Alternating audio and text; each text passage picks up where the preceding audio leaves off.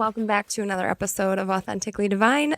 It's me again, of course, your weekly host, Alyssa Davis. And thank you so much again for being a valued listener here. This week's episode is, I'm just going to have to say it. At this point, every single episode that I'm going to be doing is actually a piece of my heart. And today's episode is truly the depths of my heart, and I'm very, very excited to share and really excited to just go along the process. And I'm finding my purpose as I continue, and I'm really excited. So the first product, as you know, every week I'm going to be featuring a product or a company that I admire or I work with, hopefully in the future. Maybe I was prefacing that I'll be working with these companies, but in the future, I would like to work with these companies that I adore and love for discount codes, but in the meantime, I'm going to keep featuring the products that I like and just allow others to start using those ideas that I provide. Today's is the Agent Nateur Holi Sun, and these are dewy tinted skin drops, and it's SPF 50. And it's all clean ingredients, and it includes just zinc oxide as the main ingredient for the sunscreen. This also is colored sunscreen, so tinted moisturizer with SPF. And it has been amazing. It's the best product I've had so far. I used to use Alia's brand for the sunscreen, the tinted moisturizer, but it would always make me break out. This stuff goes on like butter. Not like butter. It's a thin product. It's not going to make your skin feel like butter. It's truly one of the best products so far. And I know a lot of the health influencers use this, and I was really excited because they finally came back in stock. This color is a little bit darker than I need, but at the same time, in the summer, I get this tan, so it really helps. And I'm just excited to feature this product. Maybe I can do a little zoom in, but Agent Nature, they are a clean makeup brand, and so I would like to feature them on this podcast. But today really is just being barefaced. I am, and not theoretically, not physically. I did put some tinted moisturizer on and put some mascara on. Everything is falling into place and everything's just going to keep rolling off the tongue. But I really wanted today's episode to be my compass, my heart. So although I said, like I said, I'm going to be sharing pieces of my heart, but this is more than my heart. This is my soul. This is everything. And here we go. This is my testimony, and I'm going to try my best not to cry because I am a very emotional person, but sharing my testimony is everything. It's everything. Like I said in my couple of other episodes, I'm starting my journey with my faith. I did have God in my life when I was younger, but I separated very far from him. I separated myself and didn't even realize that I was doing all the things that God would never have wanted me to do. I would like to just start it off and didn't write anything down. I just have faith that God is going to let everything roll off the tongue. This is speaking from the heart. This is God speaking through me. I'm going to get emotional because it's faith in God is amazing. It's everything. It's everything I've been yearning for my entire life without him. But I wanted to just kind of go into the reason why I felt inclined and drawn and into this place. So I have always wanted to do a podcast. I did that in the intro episode where I love talking. And as I've continued, first the name is Authentically Divine. I created the name back in early January 2024. It just came to me. And then I thought I'd be talking about health. I thought I'd be talking about all of the products and things that I've done to progress my life, which I absolutely will still be continuing to do. But as time has gone by and my faith is like my lead in life at this moment and will continue to be because I've surrendered myself to God, this will also be a part of each podcast, although I'll be teaching life lessons and things health related. This is going to be the main focal point as well because this is huge. These are where these inspirational moments are coming. These are where I am able to relax. I'm able to just have things flow. And that's my faith, and it's a huge portion of my life and my day-to-day, and I want to share that with everyone. Okay, so I've been watching Philip Anthony Mitchell. He came up on my For You page, actually, on TikTok. I have been watching a lot of things related to God and faith through TikTok because that's what I engage with now. But I had ended up finding him on YouTube. The same day that I listened to him and his sermon, I just felt this was the first one I watched on YouTube, and it was about They need your testimony. They need your testimony was the name of the sermon that day. They need your testimony. And, I was teetering on a couple of different things for the third episode, which is funny because I recorded an episode and I kept referring to it as the fourth episode, but I didn't record the third one yet. And I just kept referring it to as the fourth. And then I watched it back and I'm like, okay, I didn't even do the third one yet. But I was teetering on the idea of doing an episode related to my testimony. So confirmation right there that the fourth episode will be the one that I did prior to this, and this will be the testimony. I was watching the sermon, and then for work, I was allotted a time frame to watch videos, and I started watching something about leadership. And the name of the video that came up in the lessons that I had to choose from, it said, "The Art of Storytelling and How It Is Related to Leadership." It was a TED Talk with a gentleman with the last name Phillips, which, if you just heard, I said Philip Anthony Mitchell, like they were combined in a sense. Like those were the signs that put it all together for me. And at the end of the TED Talk, there was like the number 28 on the screen, on the actual video of the TED Talk. And I don't know why, but Philip Anthony Mitchell's church is 2819. And I was like, okay, I surrender. You're telling me that God is telling me that this episode is needed and to be of service of God. My testimony. I grew up around the church. My mom would take us to a United Methodist church every single Sunday, and I loved Sunday school. I was always involved in Sunday school, and I then started becoming involved in the church in high school when I had to do community service. And each week I would go and do the slideshow for the church, and my mom would always let us have sleepovers growing up. So like as I was involved in the church, I would also bring a friend. So I was always bringing a friend to come with me to church. And I think that that's kind of cool because a lot of my friends weren't really involved in the church growing up, but my mom always kept it included.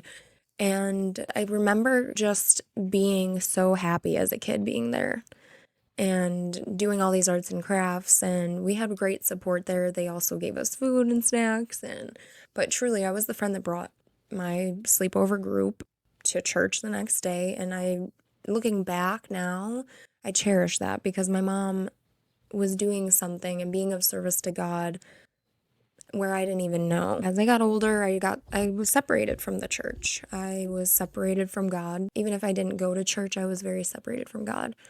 And starting in high school, I had relationships with men that I glorified, clearly, because I clung to them like they were my last string to earth. Like I needed to be with these men. Like I stuck around with being treated poorly. I stuck around with being cheated on, really just clung to a man when what was really happening in those moments was I was needing God. I needed to be fulfilled by God, but I just didn't understand that because I was so far separated. It upsets me and makes me very sad to hear and think that at one point in time, because my mom had continued to go to church and wanted to bring us, and it was early and I wanted to sleep in and I didn't feel like going, I eventually had told her I didn't believe in God anymore. And knowing that I just recently, in 2024, went through my old memory box that my mom had kept, and I found all of the drawings and how I wrote about how much I love God and cherished my cousin because she wrote about God and helped teach about God in other countries and was a missionary, and I valued her and I looked up to her. And then to think that I had turned away so far to say that God didn't even exist as a teenager, when the purity of my childhood was so close to God. I went as far to tell my mother that, and I physically remember the pain that she felt in her heart. I do fully regret and look to God to forgive me for saying that, and I know He has because I've repented, but I didn't have God in my life was awful. It was a path of destruction. And if you listen to my episode about sobriety, which is the second episode, that one shows what path I went down. I was glorifying men and idolizing men, which the Bible specifies idolize God and then protect the relationship, protect the husband when you're married. I was lost and I clung to what I thought would be right and obviously was not. Like I wasn't respected or seen or loved or heard. And it was just all a facade because I was just sinning. I was clinging to what I thought felt good. The flesh, my body, what I thought felt good because I didn't have God. And it is sad to say, but I'm grateful that God let me go through the storm to come out and speak my truth and speak the understanding that of everything I've learned, it's like God was right there. He allowed that so I could come out smarter and have a bigger heart and have a more open heart so that I could let him in again. Having gone through life looking towards substances, alcohol, fulfilling myself, filling my body up with pain and hurt and suffering and continuing to suffer in my mind, continuing to suffer with my health. And it made sense. The environments that I would put myself in because I didn't have God. The people I surrounded myself with. That should have been the proof right there. I was fighting to be loved. I was fighting to be heard, fighting so hard to just be looked at like a normal person instead of my body, and it wasn't even that I was protecting my body. I was putting it out there. I was dressing scandalously, acting scandalously. Alcohol, just pretending to be someone I'm not because I was fighting so hard to be liked and approved by the world. Others. For what? You don't gain anything when you are fighting to be accepted. You're in the wrong place if you have to fight to be accepted. If you have to be fighting to be respected, heard, you are in the wrong place. You are looking in the wrong place. You are around the wrong people. And I can assure you, every single time I've ever been fighting to be respected, heard, seen, liked, approved, it was with the wrong people in the wrong places. I wish I heard God when he told me these things years ago. But looking back, he said, okay, you're not going to listen, then keep going. See where this leads you, and then I will still be here for you. And he's always going to be there for you. Despite what you think you've done, you can turn to God. Ever since I've been stepping into my faith, I am literally I'm content, I'm happy, I'm not worried. There is no amount of worry that will ever be worth it. Come here. Come on. Beanie's gonna join for the podcast.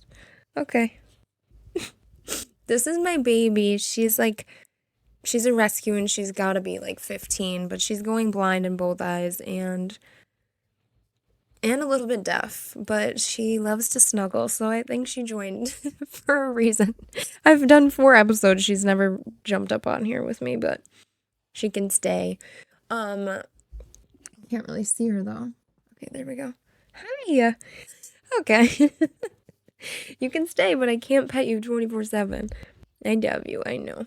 Like I said, I was turning to alcohol, and I did mention that in the second episode about sobriety, and I was turning to vices. Having had been involved in those situations, it's like I just wish that I could have saved myself in the version that I am now, came through. If I was listening, I would have acted very differently. But again, I'm grateful that he allowed me that storm so I could come out and see the sun. I was smoking every night, drinking often, and taking drugs, and everything in my life had just been an escape. I was struggling mentally, and I thought I was doing okay because I had family, I had friends surrounding me. But really, when I look back, I was running from a sober mind. I was running from my problems. My anxiety was through the roof. Hangxiety. I was making decisions I was ashamed of.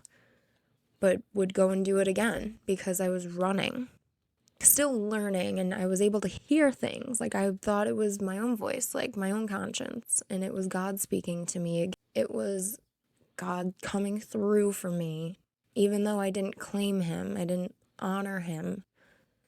It was him in my head leading me in the right direction. Like, it's now or never. You decide to keep doing what you're doing, and that'll become a part of you, or you go this route and cut it off entirely. And I chose to do the right thing.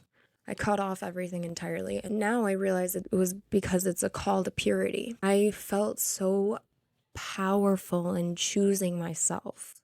The choice to listen to, and I didn't know it was God. I just heard this like not a command where it was like thundering or anything. It was just like this peace, like an authoritative understanding. You choose this, and that's who you will be. You won't be able to escape that. It's not going to be a choice anymore for you to do that. It's going to be who you are. And knowing that it was wrong that I was doing it, looking at how I felt, how I would see myself, how people saw me, and everything falling apart, my friendships, and just lusting after men, knowing that it was wrong and being given this choice to stop was the most powerful thing. And you will find that as you make those types of choices, that it's this strength that is invigorating. It leads in everything, because I confidently, although I was still putting myself in situations where I was drinking, blacking out, still dressing inappropriately and being lusted after, because I was putting myself in places that this version would never go. That was my first calling. Again, still didn't know at that point that it was God, but my life improved. I was like choosing myself and being disciplined. Being able to be out in a room full of people drinking and you knowing that you want nothing to do with it, nor does it bother you that other people are, nor are you tempted. That's discipline, and it is strength, because you're standing there and you are, whether you're standing on your own or not, and most times you're going to be standing on your own, being called to purity. And then I meet my boyfriend, and not in a good spot either. It's still me going out drinking, but I knew, another like little voice in my head, God was telling me, I'm going to meet the love of my life at a bar. I didn't know it would be Buffalo, New York, but nonetheless, I knew I would be meeting someone at the bar. Like I knew that I would meet them and it would be amazing. Just an organic conversation, and I wouldn't be like thinking that it's going anywhere, but just it would come to me so naturally. So I knew I'm not going to go and like put myself out there. I'm not going to be showing myself in any certain way so that a guy comes to me. Like, I will just be authentically myself, and it's going to come naturally. And it did. But before that, I had met a couple of people and I felt it out. I thought this person like was potentially it, but that idea of like questioning and worrying and thinking that it was, I let it go. I was like, if it's for me, it's for me. Like, if it's not, it's not. I'm not going to pursue this person.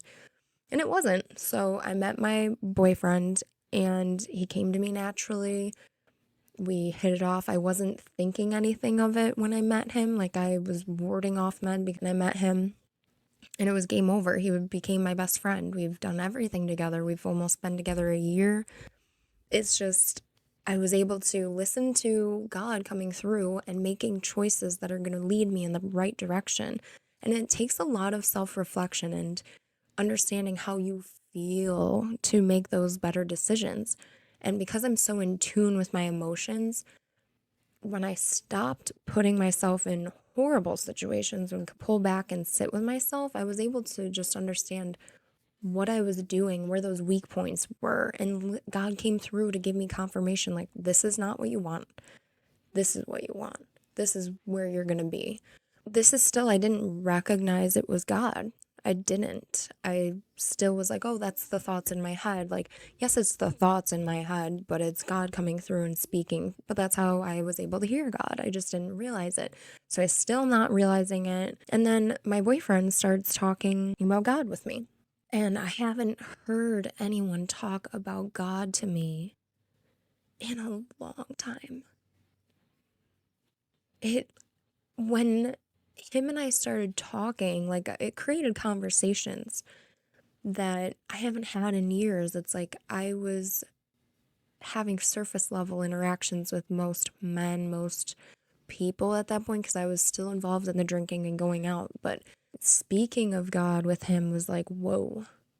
He brought that idea back. It's like, if you've ever seen anyone like in the Bible or in Christian environments, just dropping seeds and hoping that it sticks to someone one day when they're really going through it about God, is like, that's what happened. He was dropping seeds for me and I didn't even know, but I went with it. I felt right. And I would ask him questions about it. And he was the one that spoke God back into my life. And that's why there's strength in your testimony, because if I didn't hear about it, it's like storytelling in the Bible. All of it is storytelling. It's witnesses. And there's strength in that, because stories, that's what the entire Bible is about, is storytelling about all of these encounters with Jesus, encounters with God. So when my boyfriend, I almost said husband, but I do refer to him as my husband. My boyfriend, when he started telling me about God, it was there. And that's what is great about this and why I'm being so drawn to tell my testimony. It's because there is power in sharing your story of how you got here, how you found God. It confirmed everything that I was hearing. All those months that I made those choices to do better for myself, it was really doing better for God. So I could hear his voice again. I could fulfill my life and find my purpose. And so I have been believing for months, and back to where I was when I was a child, open and ready and listening. And every morning I pray, every night I pray, throughout the day I pray. I started reading the Bible and watching a bunch of Christian podcasts and sermons, and I just can't get enough. And my life is so fulfilled. I am not missing anything in my life. Everything that's meant for me is here. And if something I feel as a human is not in my life, God has a path for me to take, and I'm just walking it. I don't have to worry about where I'm going to be next week, tomorrow, the week after. I'm not worried about all of the things that I went through in the past, because I learned and I've found God in the process. So nothing was a mistake. Nothing. Nothing was a mistake. No pain, no suffering. It's brought me to this point for a reason, so I can share. Today was the reason. I literally was like, okay, I need to record this soon. It's a beautiful day outside. I was finding myself sitting outside and praying. I'm not crying because I'm upset. This is the most beautiful feeling. I want everyone to be able to feel this, but I fully surrendered to God. And that happened about an hour before I started recording, and I was like, okay. He said, record this. He said, testimony, storytelling, with all of those signs that I had mentioned. And then how I kept saying episode 4 instead of 3. And this is the most important third episode. And I knew that although I was in the sun, it's a beautiful day, tomorrow's going to rain, today is the day, he told me. Today is the day. And there's no coincidence that I didn't know I'd be sitting here surrendering to God, having had surrendered and had a moment with him where he showed himself to me today, and has been showing himself to me, but today was special. I was sitting outside and praying, and the wind was moving, and just, when you're connected with nature and you're speaking to God, like the world, you're light as a feather. You're one with God. You're speaking with him. Nothing else in the world matters. Focal point is God, and you feel it, and you are just content. And I had been sitting there for over an hour, reading the Bible, journaling, praying. But I realized in that moment that God will open your eyes to see the direction that you're supposed to go in if you are with him. The world could be black and white without God, but if he gives you fresh eyes to see, you see color. And that's what I saw. I fell to my knees. I physically felt lighter, physically felt like light as a feather. And I sat there, yeah. If you can see, I'm crying right now. I cried for like 10 minutes, sitting there and crying and just releasing everything. Like it felt like a force just lifting off of me, like looking to God, praying to him and confessing everything, like surrendering. It just felt like this like rewind in my mind of all the things that I went through in life, and it just shot out of my body because I was giving my life to God.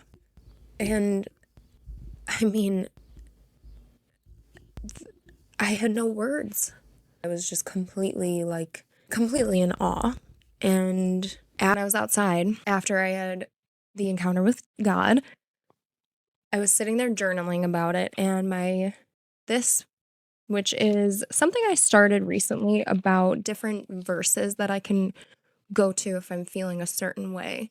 So, for example, when I need discipline, here's John chapter 2, 3-5 to read, or the one that blew open on the table 10 feet away from me, which was another work of God, when you need forgiveness.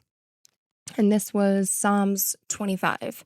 Oh, and I opened it right back up. That's perfect. So we're on a good track. So Psalms 25:6 was what I had written in my journal, but found out that 1-7 was the one that I needed, because after having that encounter and feeling that all the weight had lifted, I still felt like this shame, and I wanted to speak to God and say that I am sorry for everything that I did and having had walked away from him. And it's just ironic that had blown open after I was feeling that way and I was journaling. So I'm going to read it. Psalm chapter 25.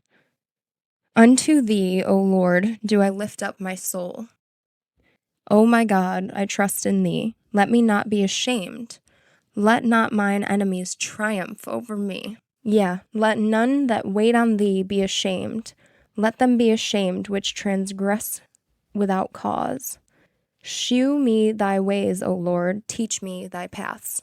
Lead me in thy truth, and teach me, for thou art the God of my salvation. On thee do I wait all the day. Remember, O Lord, thy tender mercies and thy loving kindnesses, for they have been ever of old. Remember not the sins of my youth, nor my transgressions. According to thy mercy, remember thou me for thy goodness' sake, O Lord. I had sat there and I said it a couple of times to myself because of the fact that it was meant for me to reopen Psalms. Although I'm going through the Bible and I'm starting from Genesis, I'm in Exodus right now, which is truly the beginning. After that, I called my mom and told her, I said, I just surrendered. She almost started crying, like she and I talked about like how great that was and how she's so happy for me, because my mom's faith has always been there. And she looks to be a good example of what God would want. And I just explained to her, and I was bawling telling her this. But I even went back to sit down in the chair and write in my journal what just happened, because it was such an amazing, like, you can't make that up, eyewitness to what I just saw. That was God speaking to me, showing me. And there's a couple of different verses that I would like to read. So I'm reading Genesis because I'm reading the Bible for like the first time truly. And I was reading Genesis and I got so excited about Joseph and the dream coat, because he gets dreams and he understands what's going to happen next, and he's powerful because of it. There's a little piece in my heart right there. And yes, if you are good friends with me, I randomly go into like an accent, so I just did that. That's how comfortable I am with this. But I'm reading Exodus right now, where the Lord talks to Moses. And God tells Moses to go and tell the Pharaoh to release the people, to give him the people. And I'm just going to leave it very simplistic, but Exodus chapter 4, 10 through 15, Moses' brother Aaron joins him. And Moses said unto the Lord, O my Lord, I am not eloquent, neither heretofore nor since thou hast spoken unto thy servant, but I am slow of speech and of a slow tongue. The Lord had told him to go and tell the people about his witness, about his encounter with God. And Moses was worried. And I heard this being referenced in the Girls Gone Bible podcast. And I heard it being referenced. It was Ari that had spoken that she said she wasn't good with her words, but this was the part of the Bible that she resonated with and just lets God flow through her. So Moses was saying that he doesn't have eloquent speech. He doesn't know how to speak well. He has a slow tongue. So he's not confident that he can tell people that he was an eyewitness to everything that he just seen with God. Now therefore go, and I will be with thy mouth and teach thee what thou shalt say. And thou shalt speak unto him and put words in his mouth. And I will be with thy mouth and with his mouth, and will teach you what ye shall do. So in essence, God was just saying, like, is it not I that created your mouth? Is it not I that created everything that speaks? Why worry when I'm going to be your mouthpiece? Like, everything you need to say is just going to flow because you're with me, and I will have that come out of you naturally. You don't have to practice. You don't have to worry if you have bad speech, if you don't have a quick tongue. So he says in the Bible, he's got a slow tongue. But Moses is fine. You'll be fine. Just go and do it. Do as I say. So I'm being called to speak on my testimony, and I could have sat here and tried to plan it all out, but it would have never been authentic. It wouldn't have never been divine the way that God had wanted it. So I have been listening to podcasts and sermons, and if they bring up a certain point, I want to learn. So I'm the way that I read the Bible is I'm all over the place, but at the same point in time, a lot of the stuff that I'm learning in other parts of the Bible apply to my life. So I'm learning them and applying it for the exact circumstances that I'm going through, which is truly, that's the Bible. If you're going through any sort of struggle, there's the word for you. This has everything. Like, I wish that all of those times that I had turned to self-help books, I wish I had just turned to God, and I didn't do the therapy that I thought there was so much wrong with me. It's like, I just needed God. I needed discipline. I needed a direction to take my life. I'm watching a lot of these podcasts. The Girls Gone Bible podcast was the first one because they're going viral. A lot of people are watching them, and they're so inspiring. And Maddie Pruitt-Trout, who does Stay True, I'm also listening to, and Janine does Happy and Healthy podcast, and they're all Christian podcasts, and it's just been allowing me to have this amazing insight and seeing these powerful, strong women. And those podcasts, those girls, they are not fully developed, they're always learning, but they are well established in the faith. They have truly started reading the Bible and being a part of it for over a year. I know that the Girls Gone Bible are more new, but they've been at it for a year, I think. Is what they mentioned, but the feeling and the way that God is allowing me to express myself through this podcast is because I'm learning the faith, I'm learning the Bible, I'm learning the Word, and I'm going through this. I believe that my intention and what I'm driven to do for my purpose is to allow the space for others to join with me while I go on this journey, so that I can provide the basics. I can provide the easy understanding of how the Bible operates and things that made me understand the Word more. It made me relate to the Bible, made me feel more comfortable and closer to God. And that's what I'm going to continue to do, although I'm going to be still talking about the main ideas of health, wellness, just spiritual well-being, and taking care of yourself, your physical body. It's also faith is this whole thing here. And if you're missing faith, you'll be missing this overall fullness in your life, this overall fulfillment.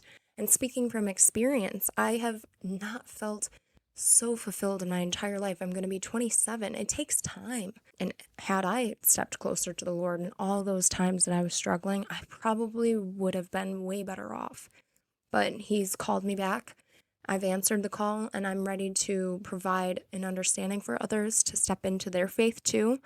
And I'm not going to be the one driving the bus. God will be, but you can be a passenger too. But come along on this journey with me while I strengthen my faith and while I strengthen my relationship with God. He's there for everyone. You don't have to be a special type of person. The love that God has for you is something that I want everyone to be able to hear. And I'm just so happy that I even have this opportunity to take a video of myself and do something like this. So again, follow me on me and God. Follow us on social media. My socials are listed down below, which I added on this episode. So I'm on YouTube, I'm on Spotify, YouTube, Instagram, and TikTok. Follow me on the socials. And thank you again for being another listener and for listening to literally the biggest piece of my heart. I was crying today. And so this is Authentically Divine, and I'm your host, Alyssa Davis. Thank you so much, and I hope you have a great rest of your week.